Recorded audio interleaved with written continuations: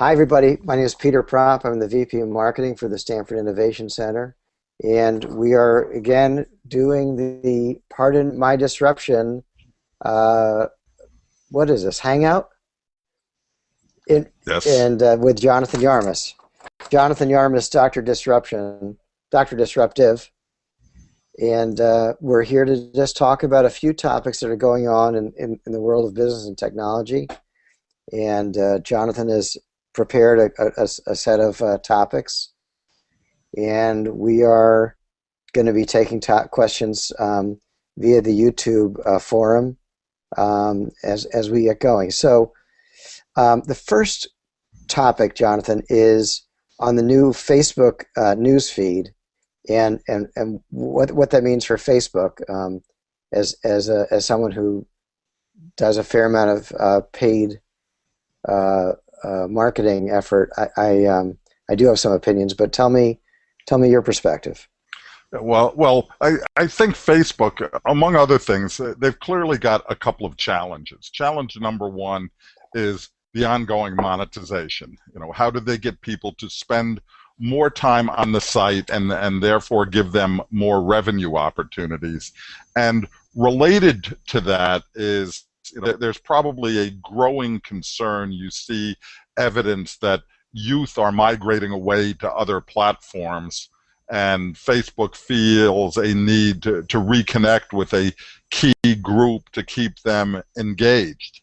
No, I look at the redesign and see it from two perspectives. One, and I admit to kind of hating this, but it's the Windows 8, Windows Phone, Pinterest, the way the USA Today has been redesigned. There are a whole bunch of people that are going for these tiled, graphically rich interfaces that are replacing, today your Facebook experience is a little more text-oriented than perhaps is considered state-of-the-art today. So they're going to something that highlights pictures and videos, and A, makes it more graphically modern, and B, these are things that Facebook believes drive greater engagement opportunities. So there's the interface element of this. And then related to that, and this is an important one because it's always been a frustrating thing to get your news feed to contain the things you want it to contain. And I'm one of those ones who tinkers with all sorts of settings. You hover over people's names and say you want to see all updates or only important updates, or things like that. And you spend all this time configuring it and see no material change in the feed. So the ability to control actually what you see and give it some contextual views. So maybe one time I'll look at what my kids are saying, and one time I'll look at what the Stamford innovation community is saying and what the analysts are saying and so on. The ability to configure that feed will give you a much better experience and an ability to customize it. So, as is typical, I'm sure in the next couple of days, anytime Facebook makes any change, everybody up in arms, this is the worst thing that's ever happened, it's terrible, how can they have done this? And then 6 months from now, when they change it again, everybody will lament and say, wow, I got used to that and actually liked how it worked. So I think Facebook's made some inevitable changes. Some things I don't like, the whole tiled UI theme that's out there, and some things I do like, the ability to see more of the things I want to see. Right. I mean, when I talk to my kids, and when I notice myself, is I find less interesting content on Facebook than I see in other sites that I go to. I'm just not as interested in what's there anymore. And I think that the challenge for them, in my perspective, is they probably need to do some better outreach to third-party content providers, just in order to make the content better. So, yeah, the stream might be, quote, infected with more corporate content, but content delivered in that way through Facebook is, to me, more curated and a little easier to gather or grasp than if I'm trying to figure it out through Twitter. So if you think about it as a place to learn what's going on and what's new, I actually think they could do a little more with third party content because Yeah, my friends have all gotten boring. yeah, I think you're right. You know, the whole notion of curation and what you see is important. And the early attempts at doing that, I'd say, were heavy-handed. You know, when you looked at the viewer app. So when the Washington Post was one of the early people who did things like that, and when you tried to actually read an article, it got intrusive. So we're still trying to find the balance there. And I think Facebook is trying to find the editorial balance. You know, it's sometimes they respond competitively in incomplete, thought out ways. So the feed came about because, Twitter's gaining progress. More emphasis on pictures and videos because, Pinterest is gaining users and so on. And I think they've yet to find their own real editorial voice and define how users want to consume the news feed, and instead are being very reactive, and in so doing are neither fish nor fowl. Right. Yeah. Certainly the upper right hand news stream, whatever they call that, has not really been a huge winner in my mind. It gets people looking at more stuff, sort of, but I rarely click up there. And what I know most people are not clicking on is ads on Facebook. And I think that until they lick that, it's going to be a disaster. Well, Um, therein lies the fundamental problem. It's the reason why Google is so wildly successful is advertising in that context is totally contextual. You're looking for information, and advertiser has thought it worthwhile to actually pay money to be in front of you. So there's some semblance of value to the advertiser who wants to be in front of you and to the user who's looking for that information. If we think of Facebook as our cocktail party, our water cooler kind of thing, you don't want advertisers, when you walk over to the soda machine, you don't want the Coca-Cola people jumping in front of you playing Coke commercials. It's just right. non-contextual. Yeah. Yeah. It's an interesting challenge. I wouldn't bet against them. I think they've got a lot of backing, and certainly they bought an ad platform for Microsoft about a week ago. So there's more to come there. Very much so. I think I think the biggest topic, we could probably spend a full hour on this, is the whole work at home topic that was brought up I guess a week ago now, over at Yahoo, through a memo that was, boy, about as stiff and straightforward as possible, with so little wiggle room. It didn't even make any sense to me that a corporate communications person or highly paid HR person had written it. It was shocking in its lack of flexibility. But this is the Yahoo story that happened around the same time that everyone got word that Marissa Meyer actually, I guess, has a nursery in her office as well. So it's a confluence of things that happen over at Yahoo around where we work and what we do when we're working. But the location probably is the most important part. What's your take on this story? And it certainly is a growing trend. Is this going to change things? I think you point out there are a couple of things. One is the communication of it, and yes, it was a bit heavy-handed. On the other hand, you've got somebody who, Yahoo has been a troubled property for a long time, and churned through leadership and different strategies and so on. And you've got somebody who's coming in and trying to inject a sense of urgency.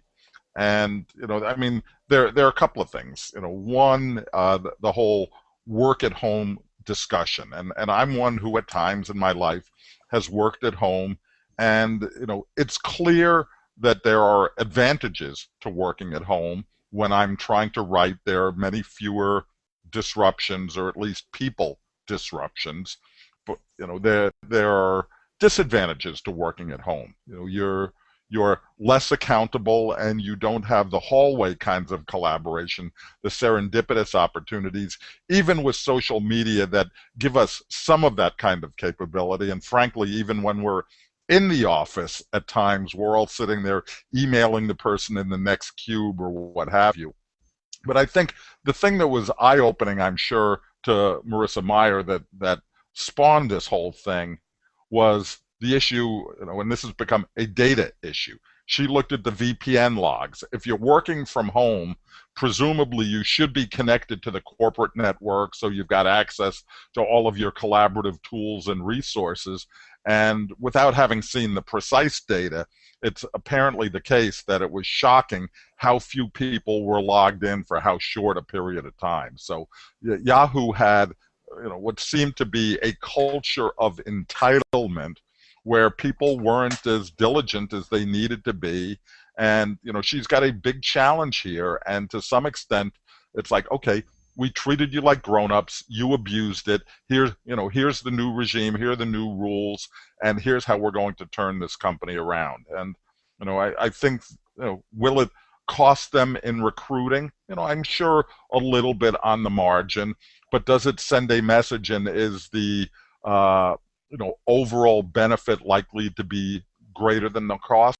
I think that's an open story, but if she wants to create a collaborative work environment in the office, that's not a terrible goal. And we actually have seen, since she did that, Best Buy made a similar announcement. They had a work at home program for the corporate people out in Minneapolis, and they've terminated the work at home program there as well. So, I don't think Yahoo will be the last instance of a company doing this. Right. I'm sure it's more of a right sizing than it is a trend that's going to go away. Coming out of IBM, I spent a fair amount of time working from home. Initially, it was a couple days a month when I did have an office, in different IBM facilities, and then later, I chose to give up my office and work from home. I was managing a team, that was all over the U.S. and working with people around the globe, and the hours were crazy. So working from home, made a fair amount of sense. It was one less thing to do. I will tell you from my firsthand experience, one of the things that working from home does is it gives you less exposure to executives who you need to influence and have them know that you're out there, that you're doing work, and that those casual relationships and those experiences you have of working next to someone or talking with someone, in the lunch line or in the hallway, very valuable. Working from home all the time, I would describe it, even if most people are doing it, I would describe it as a potentially career-limiting move, because you do need to see people, because you're not always going to be in the job you're in, and so it's got to be a balance, and that's an overall perspective on working from home.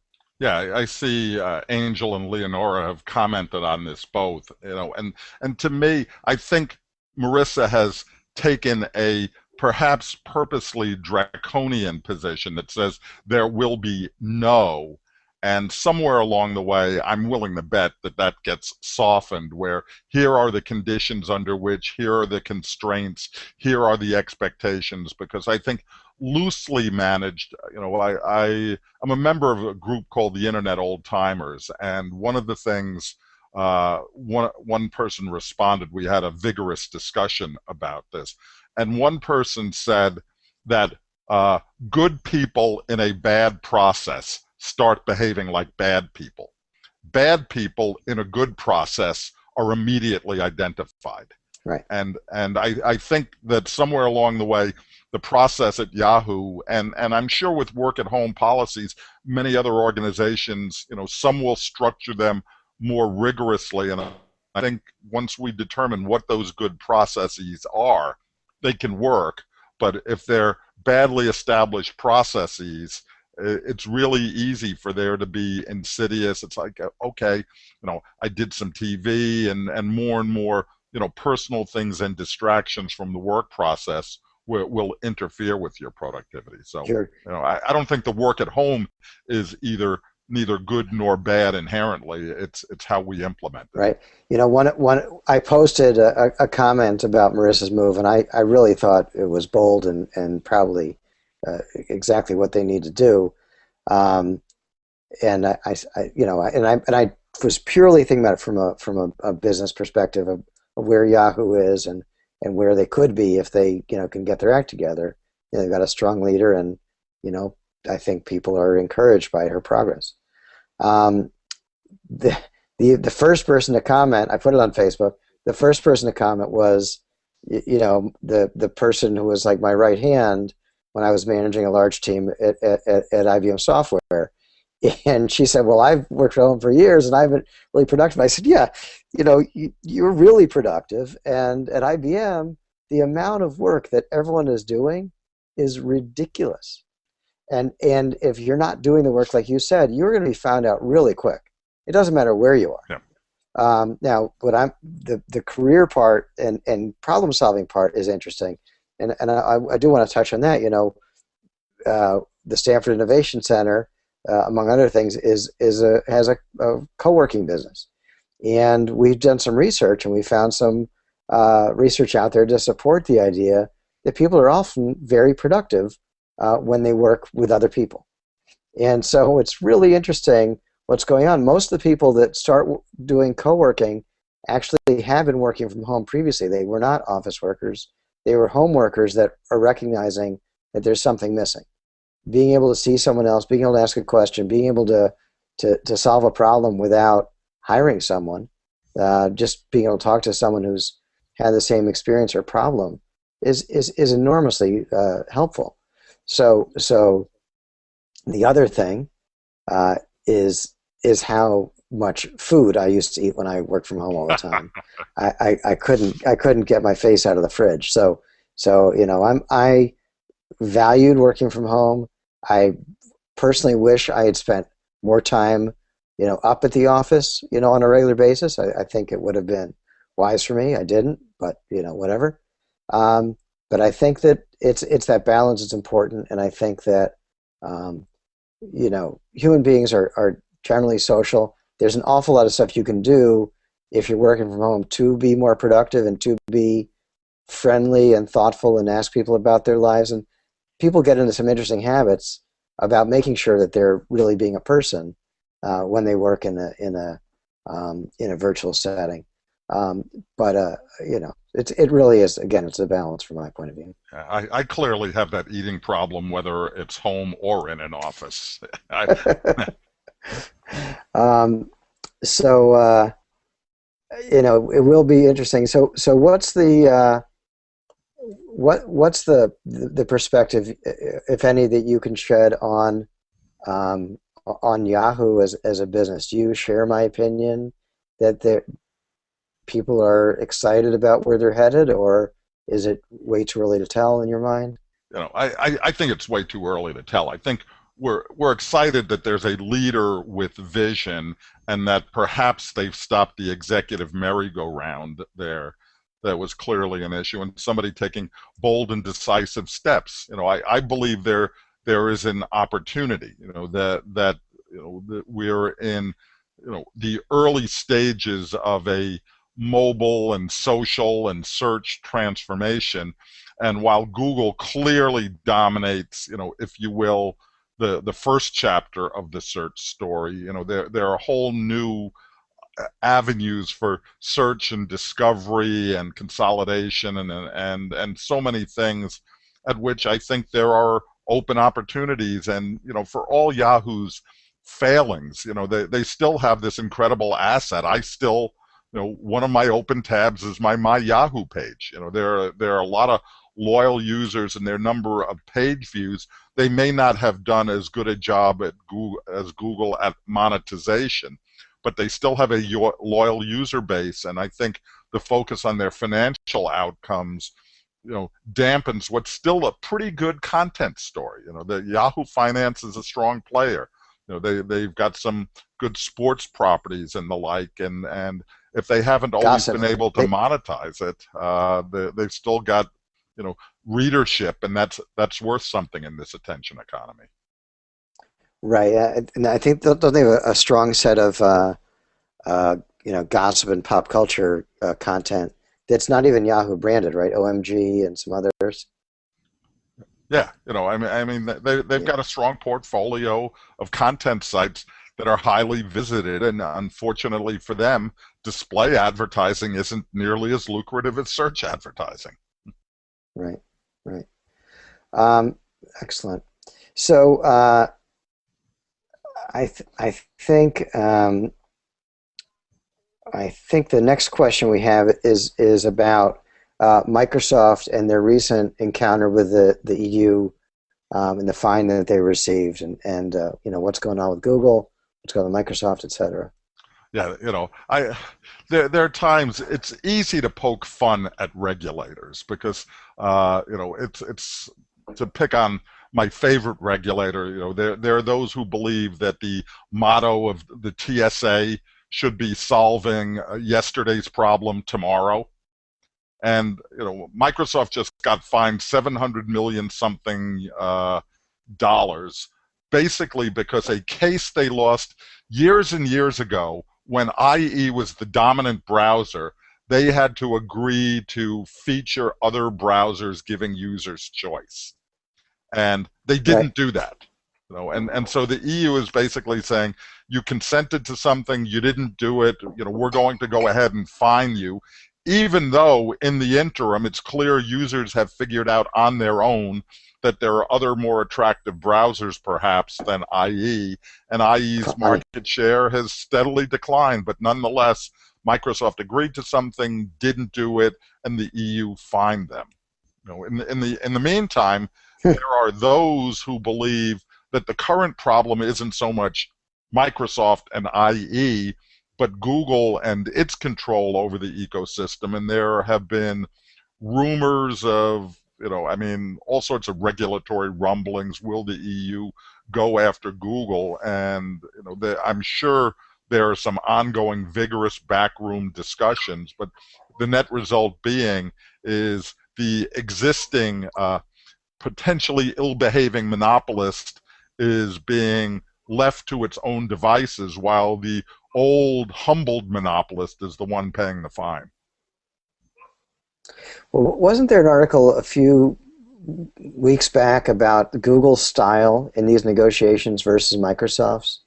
And the Google just they almost have like a charm offensive that they really focus on, and I'm not saying it's not true that their focus as a business is about delivering a lot of different access to content. That's generally speaking, they're just trying to. And I know we can be very cynical about it, but their attitude is not combative at all when they're in these situations. Well, it's not combative, but it's also a wee bit disingenuous. It's like, we're helping people get access to all of this content, and oh, by the way, we're the ones making money at it, and the people whose content we're pointing to, are getting slaughtered in the economic equation. So, I think their protest is a bit disingenuous, and that's why they've started to have conversations, in particular, most recently with the French, about how they perhaps better share the revenue so that some of this, are you riding on my coattails and making money off of my hard effort is more equitable. The good news, Google has so much money around to share that they can enable these people to participate more reasonably economically. But I don't think it's do no evil Google. I mean, let's get beyond that one. This is a very successful, economically motivated company, and that has had mixed value on the ecosystem. That they certainly have helped users find content, but at the same time, they are if I wanted to be their harshest critic, they are parasitic. They create no content and yet reap these billions in economic revenue merely because they make it easier to find stuff. Yeah, yeah. Well, they certainly have cracked the code on revenue production. Um, hey, I'm gonna insert a quick commercial in here, just to remind people that on March 27th, there are two really awesome events in Connecticut. One in New Haven at the Grove. David Rose, who's an angel investor, the founder of Gust, which is a platform for startups to post their requirements for angel funding. And then at the Stanford Innovation Center, we have John Nardone, the CEO of X Plus One Communications, which runs its tech shop in Norwalk. He's based in Fairfield, works in Manhattan, and John is an ex-Pepsi, ex-Moda Media guy, ex-P&G as well, who's really turned around this. It was a 13-year-old company, the original competitor to DoubleClick, so a Google property now, and is very, very much a part of what's going on in the digital marketing scene. So those are two events that you can find out more about by visiting the Stanford Innovation Center website at stanfordicenter.com. So I hope you'll all consider registering for either of those events. They're very exciting. Yeah, X Plus One was at last week's Stanford Tech Meetup, and I don't know if you post the videos from the meetup on the site, but if they're clear, they're interesting. They are interesting, and their tech platform is really powerful, and they're happy to discuss it and show what they've been doing, which is, I think, quite cutting edge. John's going to be talking more on the business side of what they're doing and how they got to where they were, because they were an ad platform. They took some IP that they had as part of that platform and said, we need to take this IP and move in direction, Z, not A, B, or C, but we need to really map a new path, because the business we're in is not one that we can really thrive in. It's a pretty interesting story. So the other topic, speaking of CEOs, that everyone's been talking about is this the farewell letter and the farewell overall of Andrew Mason. Is that his name? The CEO Yes. of Groupon. What's your feeling there? No, I mean, it certainly was an interesting farewell letter. I mean, so many of these times you get this was a mutual decision of the board and pursuing other interests or family, and he made light of that one, and it was kind of amusing on the way out. At some level, I'd say he was, he's not the only problem Groupon's got. I mean, the Right. founders behind Groupon are instrumental in the business, and the whole issue of these daily deal sites. I admit I'm a daily deal junkie, and I get so many of them. I actually have an email filter in my Gmail account to shuffle them off to a folder, and I peruse them on an occasional basis. So Groupon and Living Social, and the barriers to entry in this one are so tiny, but I think Groupon has made enough of its own mistakes, from accounting issues where they had all sorts of problems, questions about whether it's of value to the merchant.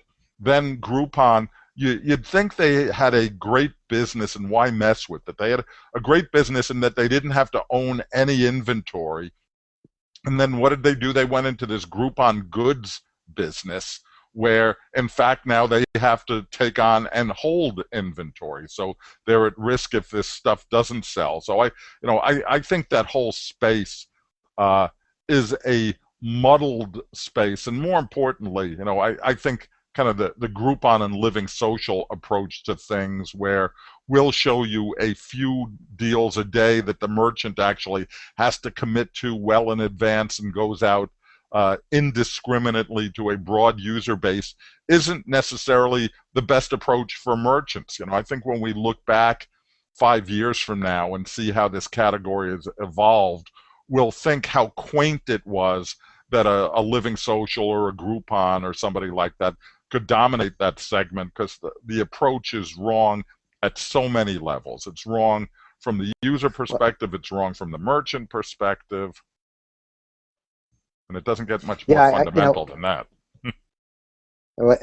anyone that's ever turned in a Groupon or a Living Social at their local pizza parlor has heard, the complaints by the merchants, Mm-hmm. and a system that was, intended to drive trial. It seems, and I'm sure there's been some steps to fix this, but the original design point was to not provide any methodology or system to drive loyalty once that trial was done. Right. So I don't think the merchants got email addresses of who went to their store. I don't think they got anything except they got someone in the door. And I think that a lot of that's been shifting, and rightly so. But that's a wild lack of thought for the two major players to go out there without thinking of what the next thing is. Yeah. Right? I got someone to try it. Now I want them to try it at full price because I sold a pizza for $5. That's not, that only helps them. And that's why I think, I look at somebody like a Constant Contact and think they're actually would be the great ones to go run this whole thing. Because if you're a merchant, let's say you're a donut shop, you get on the Groupon calendar, and whatever happens that particular day, God forbid the people who were trying to sell donuts today, the special goes out, people are thinking, I don't want to get this because I'm not going to go out today.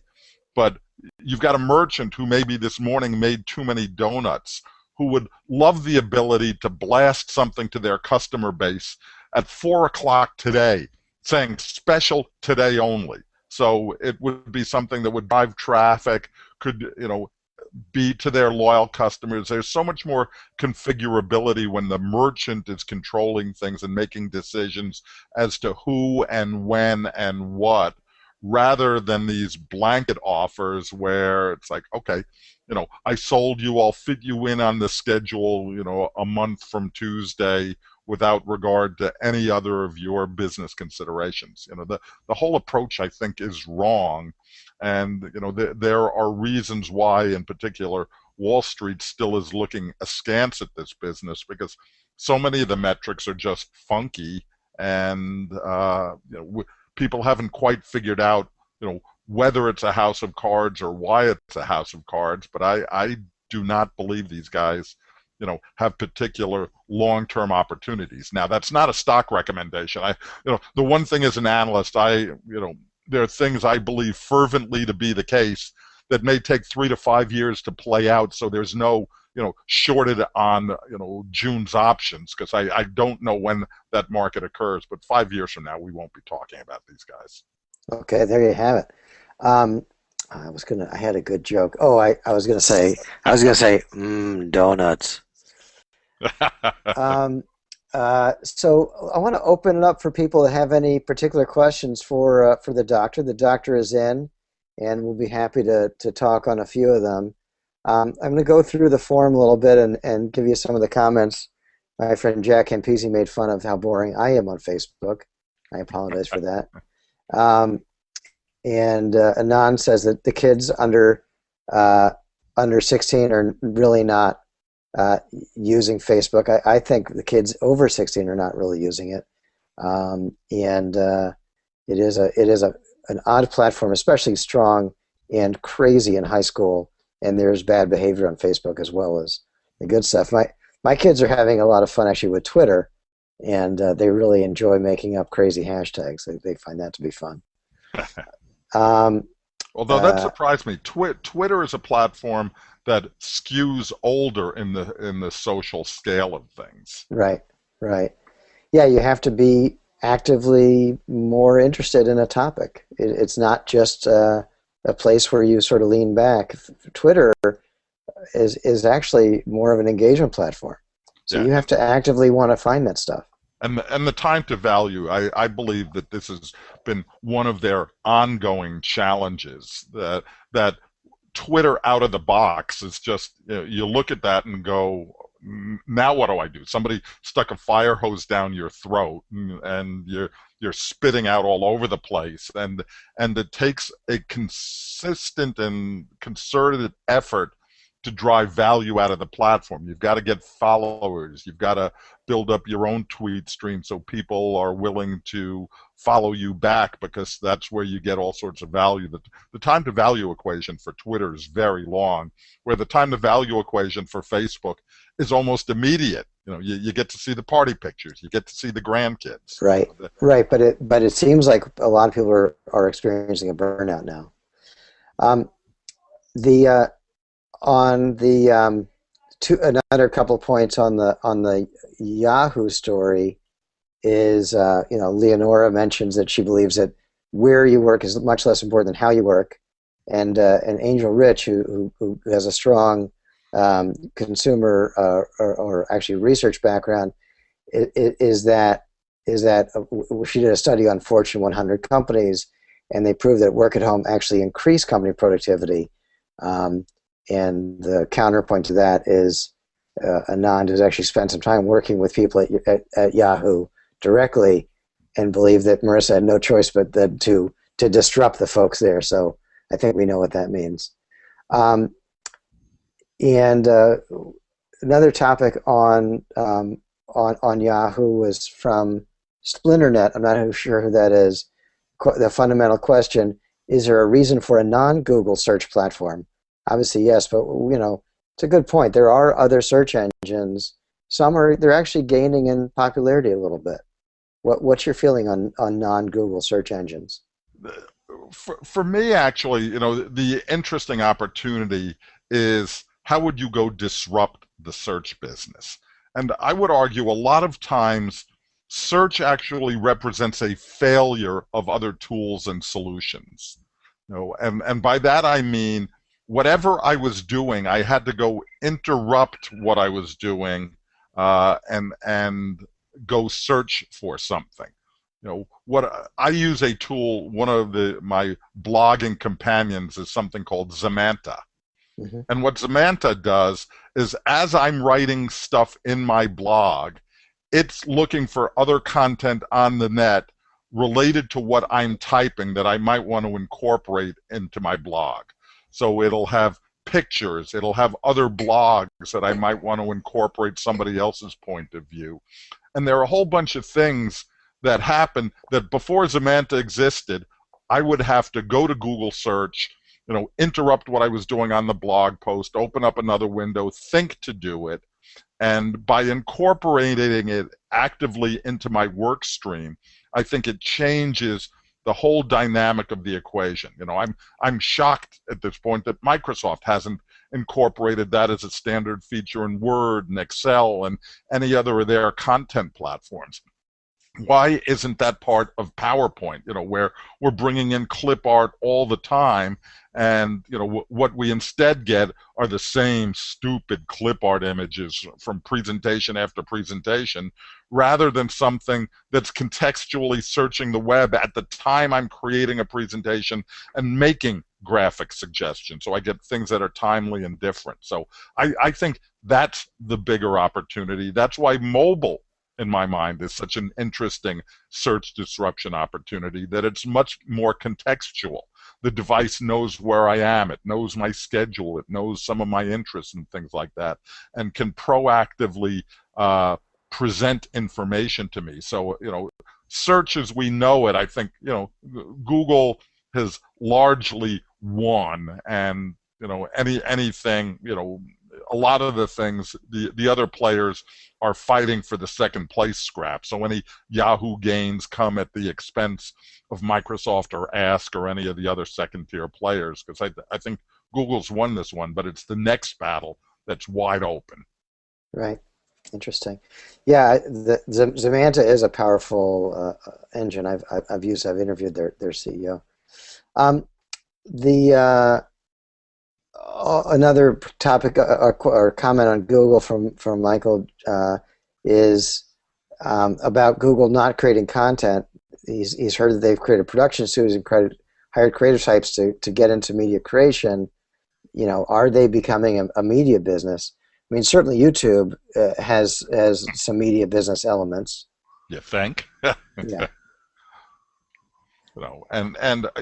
I think the whole notion of uh, what a media business is. I mean, this is some of what got Yahoo into trouble in the first place. That they went back and forth. They said, "Are we a technology company or are we a media company? Are we a technology company or a media company?" And the truth of the matter is, the modern technology company is a media company, and the right, modern media company is a technology company, and we're all trying to figure out what the right mix and equation of that is.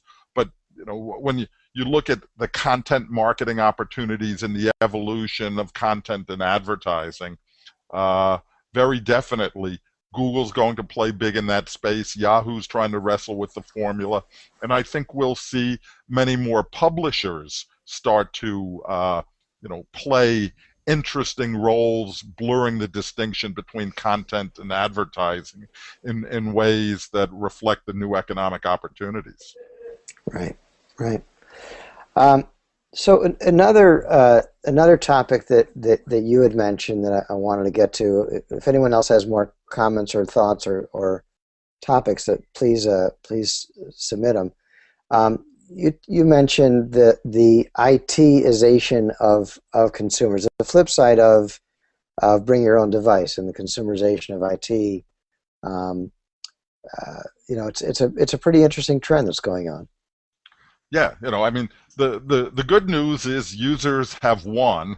The bad news is be careful what you ask for now you get it. We just this week had a month ago we were talking about security, and just this week, I don't know about you, I got the email from Evernote saying my password got hacked, and I think Evernote required that all of their users go in and change their passwords. What's happened now is we have so much control over the platform, but users are not apt to care about management, security, access. There are a whole bunch of things that we users, having won the device battle, are now having to find, that, gee, with it comes some responsibility for appropriate behaviors and technology that protects us.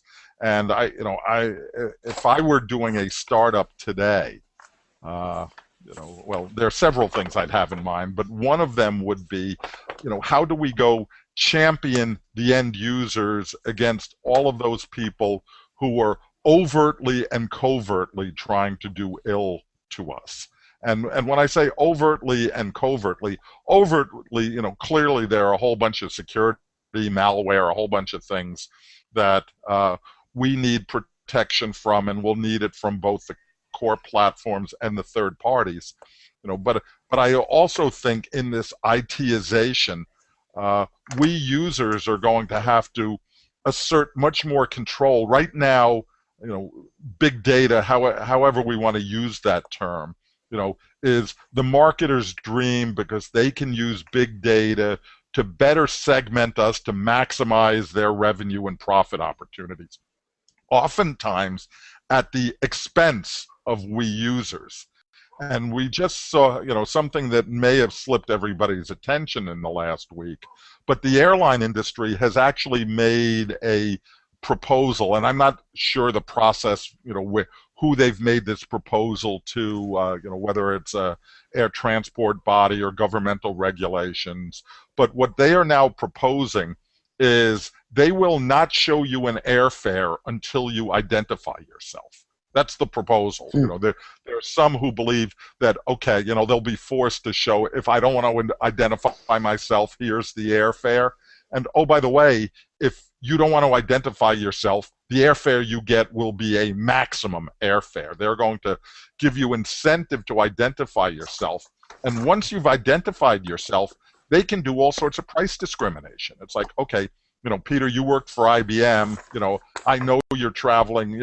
That's a business destination. I've looked at your other social things. I know you're going there on business. It's an important client meeting. I'm going to give you a high airfare. Hey, Jonathan, you're going on vacation, and it's I actually have some available seats and so on, and yeah, I'll give you a low fare airfare accordingly. So they're going to actually start to be able to do personal price discrimination, and I think with the ITization of consumers, what we're going to have to do to respond to that is we've got the data now. You gave me an airfare quote that right now the only person who knows that airfare quote is me. How are we going to go share that information so that we can combat those who are using the technology and information to price discriminate against us? It's a fascinating change coming here. Interesting. So it's really the flip side of what Priceline does, where they hide the provider, but you get the fare or the hotel. This is you're basically, the more the entity knows, the more control they have over what they offer. Yeah, It's and interesting.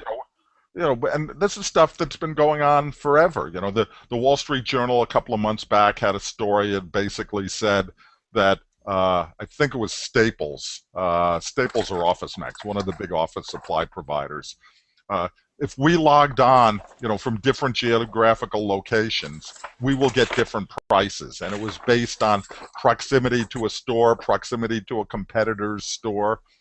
For a while, Amazon, many years ago, there was a big furor when it came out that Amazon was actually practicing price discrimination and was showing higher prices to their loyal customers. The reason being, they knew you were an Amazon shopper. You're going to shop here regardless of the price, so we'll give you a high price. Jonathan doesn't shop here as much. We need to more likely win his business, so we'll give him a lower price. Wow, interesting stuff. I want to just mention, we got about 10 minutes to go. I want to mention a couple of another commercial here. A couple of other events we've got going on at the Innovation Center. Every Tuesday night we're running this free hacker space, which has been really exciting. We started out with 6 people. Now we're up to at least 30 each time we do it, and it's a good time, and people really enjoy it. And there's open discussion, then people split into groups, and there's some meetup sort of discussions as well. It's powerful stuff. On the 22nd, we actually have a program that we're doing with a partner of Amazon Web Services. They're called Read IT, and that's all on the cloud. And so that's coming up on March 22nd. I told you about the events on the 27th, and then we just announced yesterday that we're doing our second annual startup weekend at the Innovation Center on the weekend of April 26th. So that link can be found in our Twitter stream and in our blog, and we really hope you'll consider participating, anyone that's listening. It is a fantastic program. It was very successful last year. We had about 120 people split into 12 different teams, great ideas, and just a real high-energy event that gives anyone that's interested in what it might be like to be in a startup, gives the opportunity to actually do it. So that is coming up on the 26th. I do have a question from the board here from Angel, and Angel's wondering about domains. And so there's a bit of a shift now where people are considering .co as a domain that's maybe worth adding to your portfolio. And the question is whether it's a longevity thing or a floating trend. What's your feeling about the different domain availabilities? Yeah, I think there's an interesting challenge there, and .co I always found to be an interesting one because it's almost inviting people to make mistakes. It's like, okay, I didn't hit the last M. Is it a mistake? Things like that. The challenge we've got is .com is obviously the gold mine space, but you know, good luck trying to find a domain name that's fewer than about 7 words, unless what was it, the old Superman character, Mr. Mixelplex, whatever, that had no vowels in it and had all sorts of Z's and X's.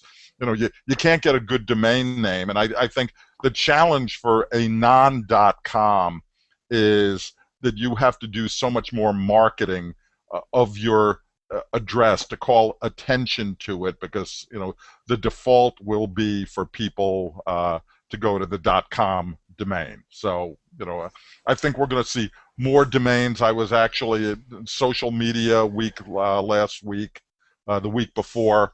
The city of New York announced that it is going to be the first city to offer its own domain. There will be .nyc for New York-based startups and other companies. Oh.